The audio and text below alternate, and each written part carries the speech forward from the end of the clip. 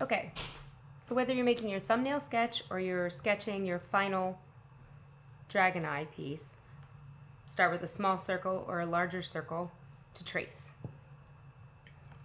Position it wherever you want it angled on the page. I'm just going to go in the kind of the center, and I'm using my pencil very lightly because we want to be able to cover up these lines with the oil pastel. Oops. All right. Now we're going to create that almond shape around the circle. If you start with a point on one side and a point on the other and connect them with an arched line. It doesn't have to go to the top of the circle, just goes through at any point you want, and the same with the bottom. The more of the circle it goes through, the more closed the eye is going to look. And then we're going to erase the top part of the circle and the bottom part of the circle. Add back in any lines you accidentally erased. And there you have your basic shape of your eye. The next thing, I'm going to decide what kind of pupil I want. Look at the reference photos on the board. You could keep it simple. You can get crazy. I'm going to just keep a nice, simple, pointed,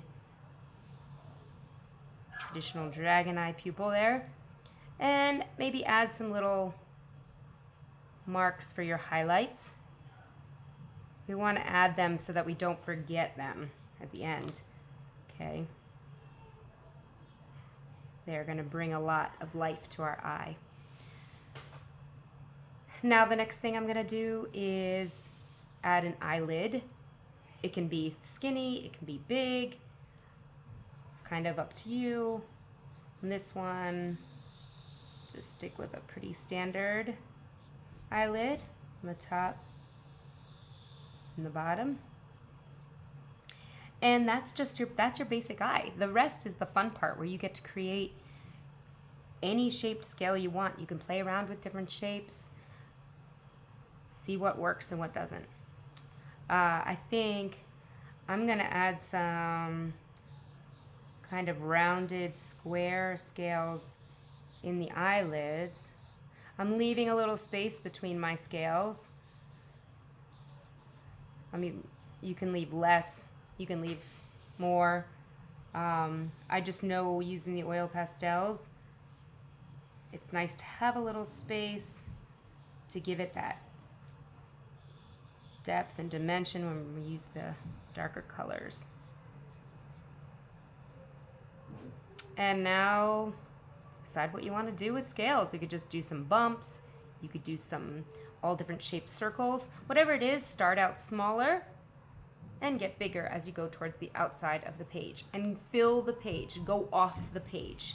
You'll have some partial scales. Let's see, I think maybe I'll try some spikes around the eye. And I kind of keep them flowing in the same direction. And I'll do the same thing on the bottom. But you could do different on the bottom. And I've never done scales like this before. I'm just trying something different. So my next row is going to be bigger. Now, I think I want to just have those spikes around the eyes, I think. So I'm going to start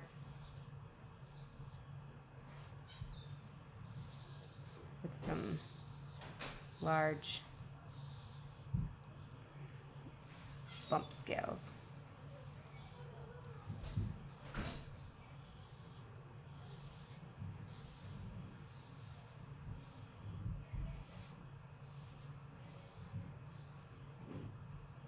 Now you can get super, super complicated with this, and you can keep it super simple. And my scales are going off the page. They're getting bigger as I go.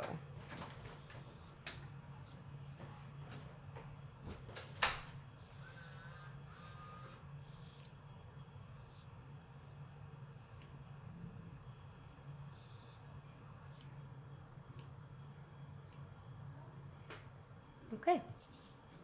So there we go. We got some square scales around the eye. I did some spiky ones after that.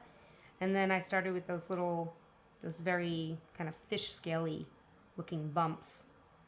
A little bit smaller and got bigger as I went out.